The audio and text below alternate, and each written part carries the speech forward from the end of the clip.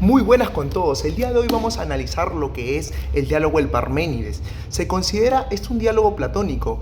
En este diálogo se va a considerar de que Platón va a autorrefutar o autocriticar a sí mismo su teoría de las ideas. Es decir, de que en este diálogo se va a intentar refutar la teoría platónica, la cual en alguna medida fundamentaba o explicaba de que existía una dualidad de mundos. Y en este mundo solamente percibimos las cosas tal y como la vemos por medio de nuestros sentidos, y otro mundo que existe más allá de esto y conocido como el mundo de las formas o ideas.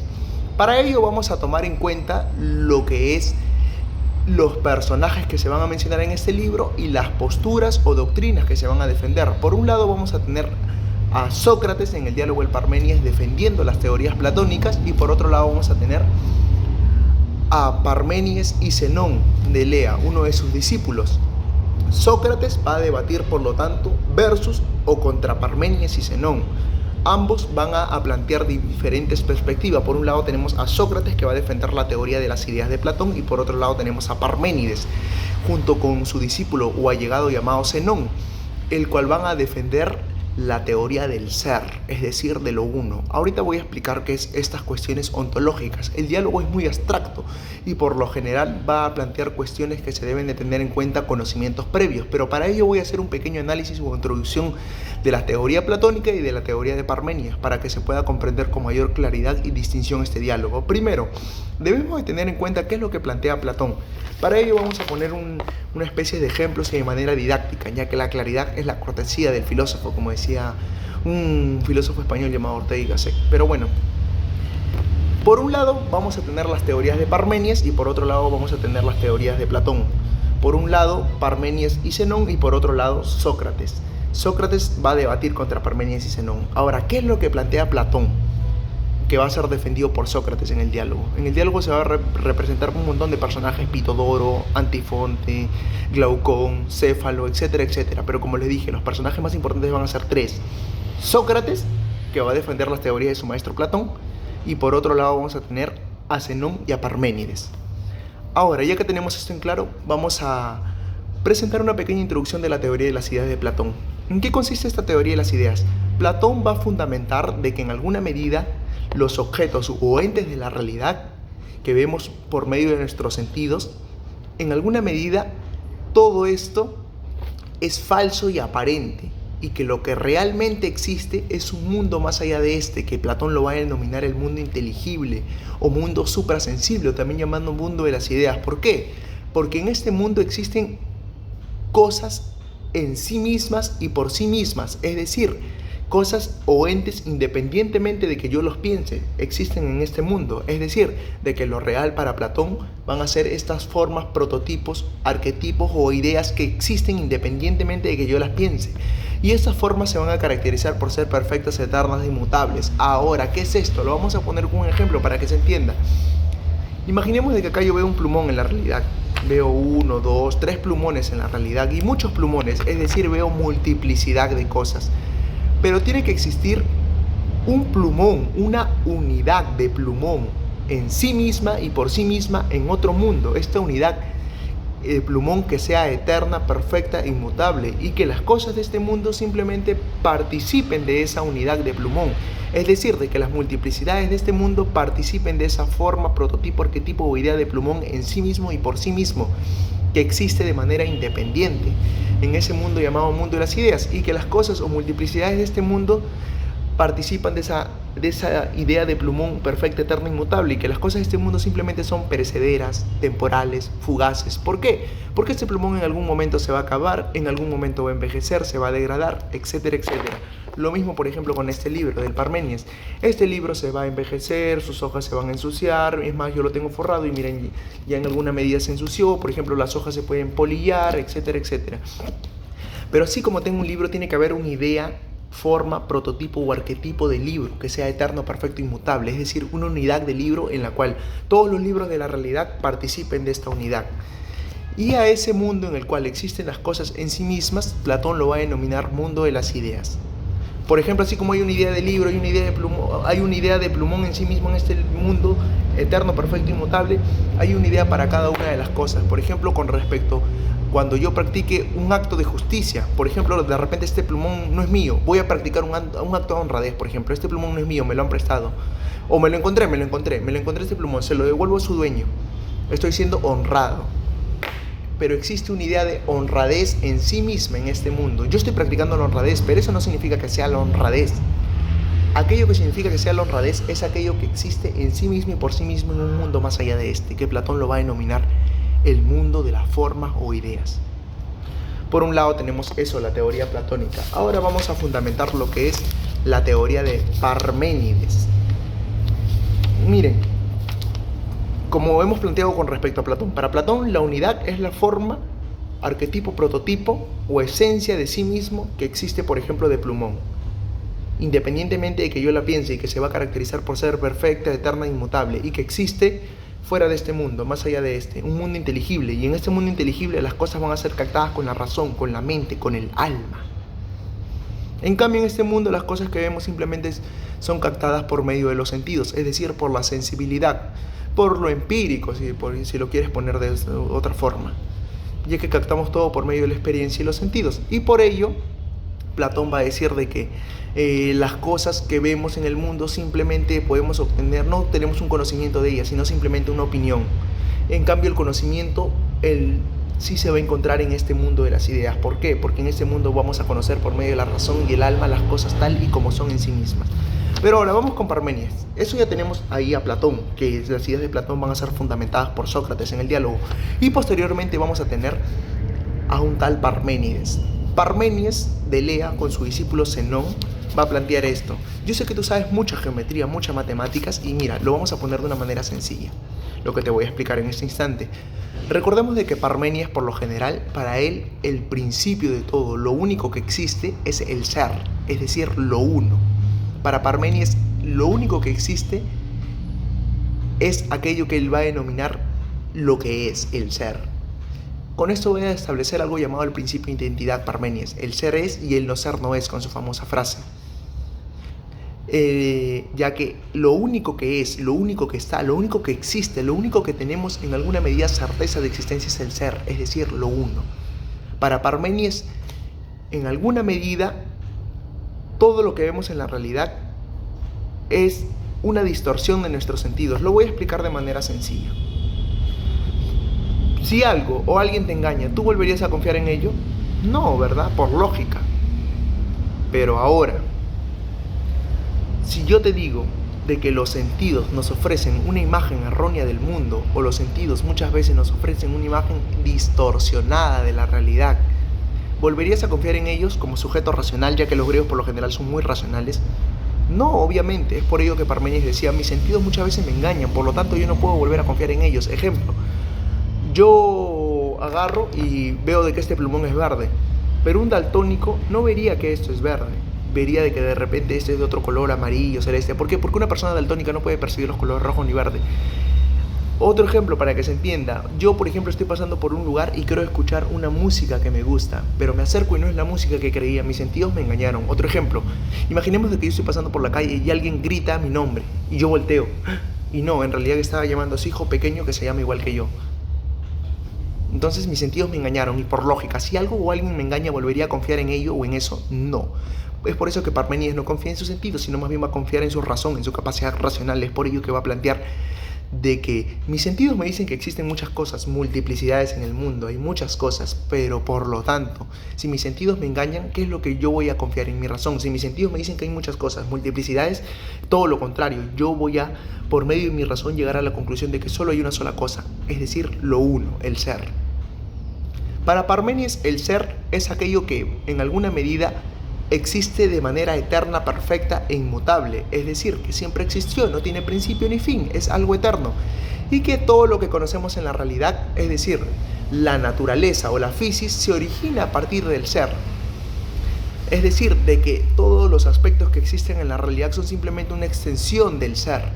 Es una visión un tanto panteísta, por así decirla, ya que para Parménides lo único de lo que podemos tener certeza de que existe es el ser, lo que es, lo que está, y todo lo que se origina a partir de ello simplemente son extensiones del ser, pero todo en el fondo es el ser, nada más, no hay otra cosa más que el ser. Ahora, Parménides va a negar el movimiento en la realidad. ¿Por qué? Porque si mis sentidos me engañan, mis sentidos me dicen que los objetos están en constante movimiento, todo lo contrario. El movimiento no existe en la realidad. ¿Y cómo lo va a argumentar? De manera racional. Vamos a poner algunos ejemplos sencillos para que se entienda. Yo sé que tú sabes mucha geometría. Mira, acá yo tengo, por ejemplo, un punto. Por un punto, por geometría, ¿cuántas rectas se pueden trazar? La respuesta es infinitos puntos. ¿Por qué? Porque por una recta yo puedo trazar... No, por una recta yo puedo trazar infinitos puntos. Imaginemos de que acá yo tengo una recta. Puedo trazar un punto, otro punto, otro punto, otro punto, otro punto, otro punto, y así hasta el infinito. Lo mismo. Por un punto, ¿cuántas rectas puedo trazar? Infinitos, infinitos, infinitos. Infinitas rectas puedo trazar. Es por ello que en alguna medida la geometría me demostraría de que el movimiento no existe. ¿Por qué? Lo voy a explicar. Imaginemos de que, por ejemplo, voy a hacer un pequeño gráfico, así rápido. Imaginemos de que, por ejemplo, acá tenemos una personita y acá una tortuga. Zenón tiene un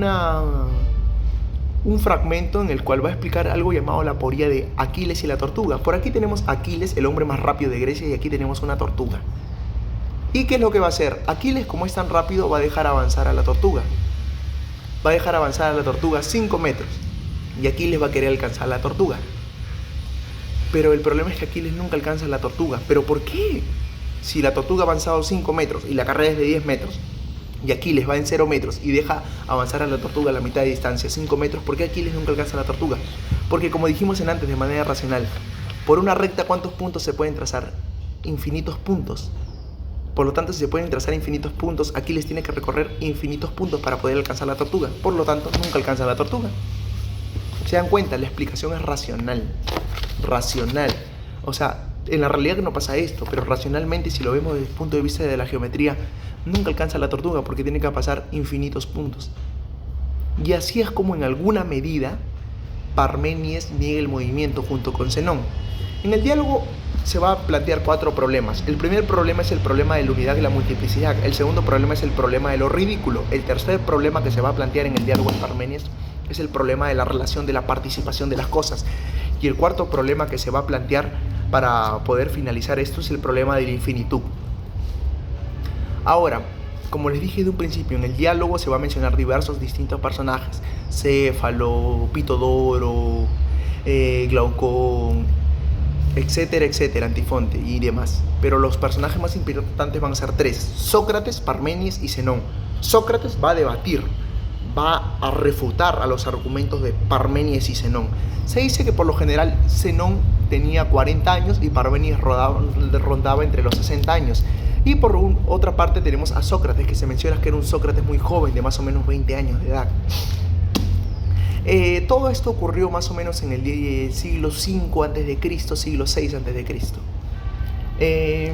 Y el diálogo es un diálogo muy abstracto, un diálogo en el cual por lo general se tiene que tener bastante comprensión. Si ya entiendes lo que es la teoría de las ideas, en la cual Platón va a plantear una dualidad ontológica de mundos y las cosas son simplemente copias en alguna medida de las ideas o formas, prototipos o arquetipos que existen en sí mismas, y las cosas que vemos en la realidad son simplemente aparentes y simplemente son copias de estas formas reales que existen en otro mundo más allá de este. Y por otro lado tenemos a Parménides, que para Parménides lo único que existe es el ser, es decir, la unidad.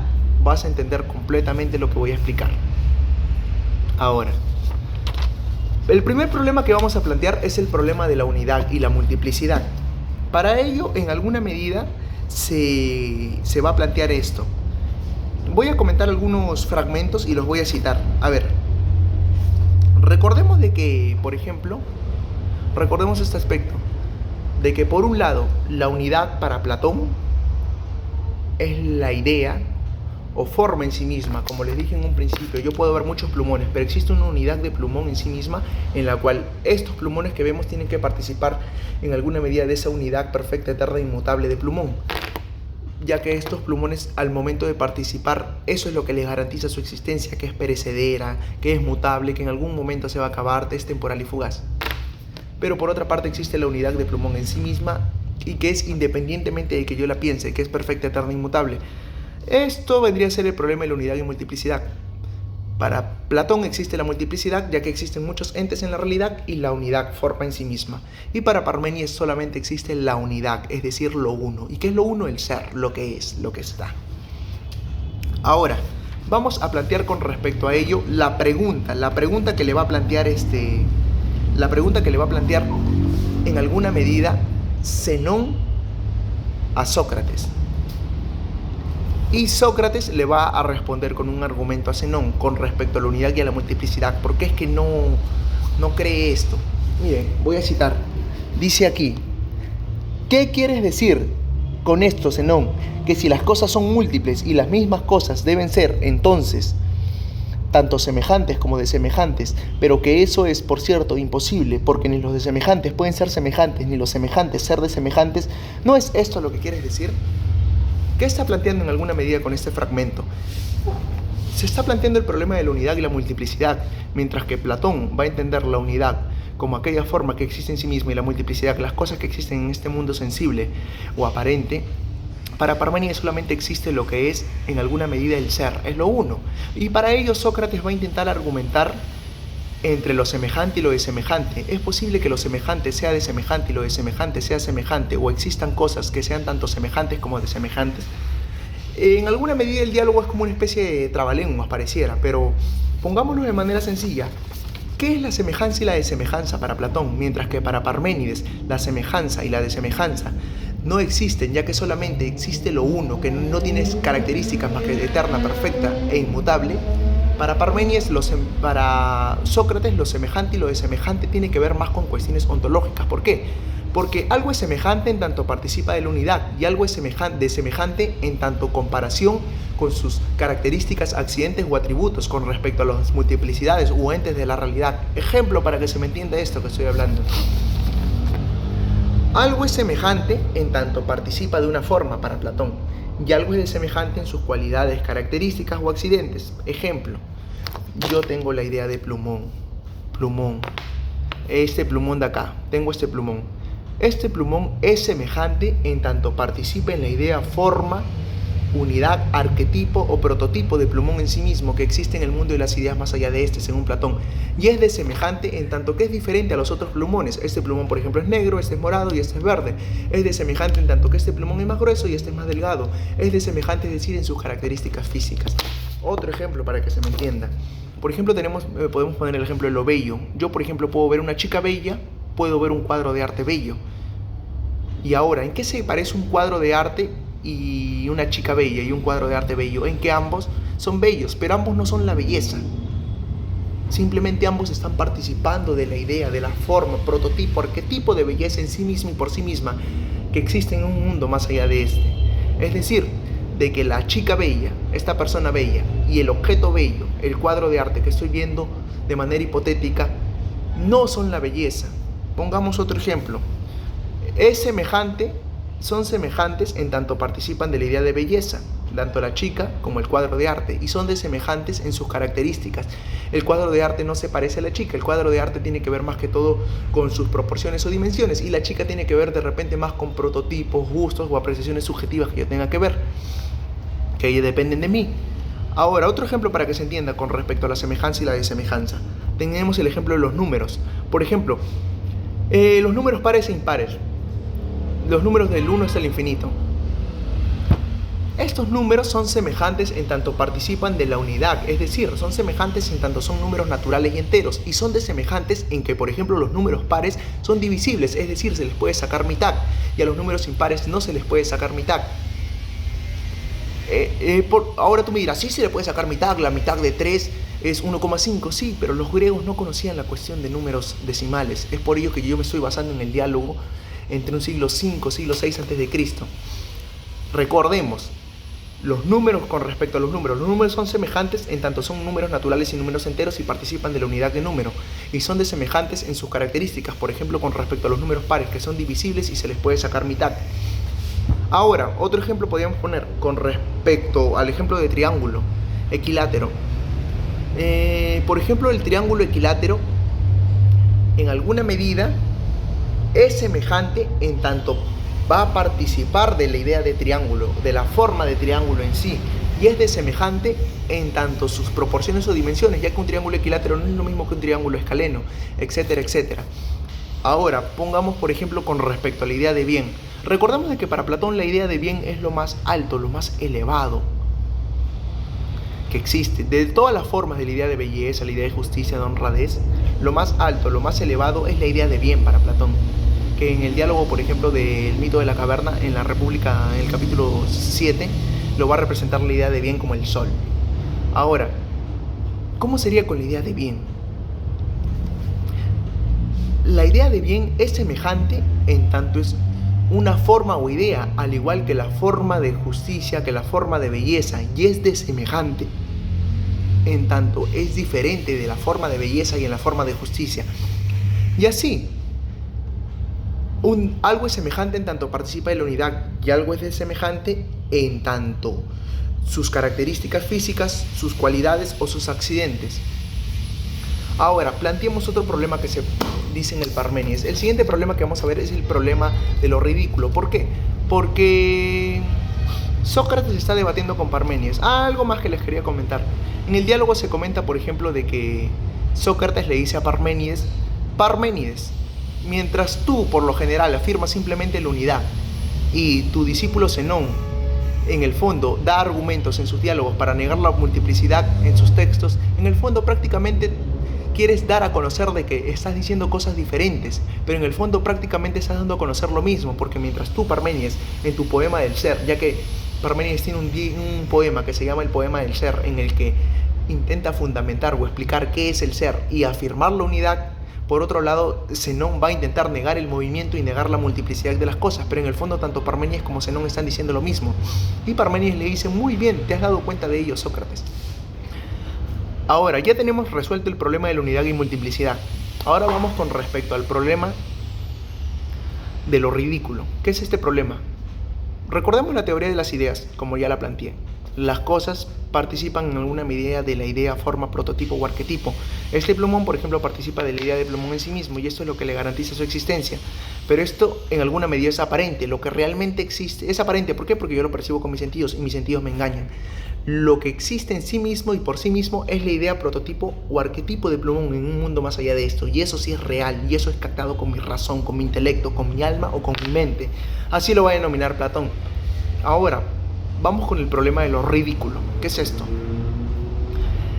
Mientras Sócrates está argumentando la teoría de las ideas de Platón en el diálogo, Parménides le hace la pregunta: Sócrates, así como hay una idea de belleza, hay una idea de honradez, hay una idea de justicia en sí misma, y así como hay una idea de plumón en sí mismo y de otros diversos aspectos más, así como por ejemplo hay una idea del libro en sí mismo y por sí mismo que existe independientemente de que yo lo piense, Sócrates, también tendría que haber una idea de pelo, una idea de barro, una idea de basura en sí mismo y por sí mismo. Sócrates en el diálogo comenta de que ya hace mucho que se había puesto a pensar en esto. Sin embargo, esto lo llevaría al absurdo. Y esto sería algo ridículo. ¿Por qué? Porque si te das cuenta, en la teoría de Platón, Platón apunta hacia lo bello, hacia lo bueno, hacia lo honrado, hacia lo justo. O sea, apunta hacia, en alguna medida, cuestiones, formas o ideas que tengan que ver con lo bueno, lo bello. O sea, cuestiones que apunten a algo virtuoso. Ahora, por otro lado, Parménides habla estas cuestiones de el barro, el pelo y la basura. Para ser más precisos, también el pelo y la basura. No pueden existir estas ideas. ¿Por qué? Porque se destruiría o se degradaría la teoría platónica. En alguna medida eso es algo despreciable, dice Sócrates en el diálogo. Eso es algo despreciable, es por ello que no podría concebir estas cosas.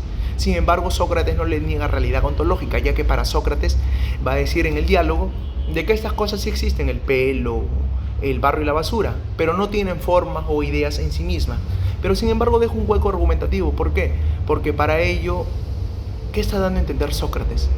De que estas formas de pelo, barro, basura, en alguna medida son tangibles, sí. Pero ¿qué está dando a entender? De que al no tener una forma o idea en la cual participen, existieron desde siempre, es decir, antes de las formas, y deja un pequeño hueco argumentativo. Pero Sócrates termina diciendo es que esto es algo despreciable y esto es algo ridículo, y el problema se deja ahí de lado. Otro problema que también se plantea en el diálogo es el problema de la participación. Esto sí es muy importante, la participación. el problema de la participación. ¿En qué consiste esto? Recordemos de que yo le planteaba de que este plumón, por ejemplo, participa de la idea en sí misma de plumón. Es decir, de que en alguna medida este plumón solamente lo que va a hacer es participar de la idea de plumón y que la idea en alguna medida se va a manifestar en este plumón. Pero ahora, ¿qué es lo que le dice Parménides? Le hace esta pregunta bien interesante que voy a citarla acá. Dice así, ¿te parece entonces que la forma toda entera está en cada una de las múltiples cosas siendo una o cómo? ¿Y qué le impide Parménides ser una?, implicó Sócrates. Entonces, al ser una y la misma, estará simultáneamente en cosas múltiples y que son separables, y de ese modo estará separada de sí misma. ¿Qué está dando a entender con ello en alguna medida Parménides? Para que se entienda, imaginemos de que acá está el plumón, y acá está mucho lejos más de este mundo, más allá de este, está la idea, forma, prototipo, arquetipo o esencia del plumón en sí mismo. Ahora, si esta idea participa de plumón en sí mismo y también participa de este plumón en sí mismo y también participa de este plumón en sí mismo, la idea estaría simultáneamente separada de sí misma y por lo tanto sería divisible y por lo tanto, chao, se cayó teoría de las ideas. ¿Por qué? Porque recordemos de que la idea se caracteriza por ser perfecta, eterna, inmutable, es decir, no se mueve, no puede ser divisible, es indivisible porque solamente existe la unidad de idea en sí misma, de una sola unidad de plumón en sí mismo. Entonces, si la idea participa en cada una de estas cosas, estaría separada y simultáneamente de sí misma, ya que tendría que participar acá. ¿O es que cómo se da la participación? ¿O es que una parte de la idea solamente participa en este plumón, otra parte de la idea acá y otra parte de la idea acá? Y igual también la idea sería divisible. Es por ello que para eso Sócrates responde de manera astuta: Parménides, con respecto a la participación se da como en el día, ya que el día puede estar simultáneamente en muchos lugares y las personas pueden percibir de que en alguna medida el día participa de ellos también en alguna medida de manera igual y simultánea, sin necesidad de que la forma esté separada o dividida. Y para ello Parménides le cambia de analogía y dice: pero Sócrates, tú a lo que te refieres es como una especie de velo, por ejemplo. Una especie de velo, imaginemos de que, por ejemplo, esta es la forma, prototipo o arquetipo o esencia de idea de plumón.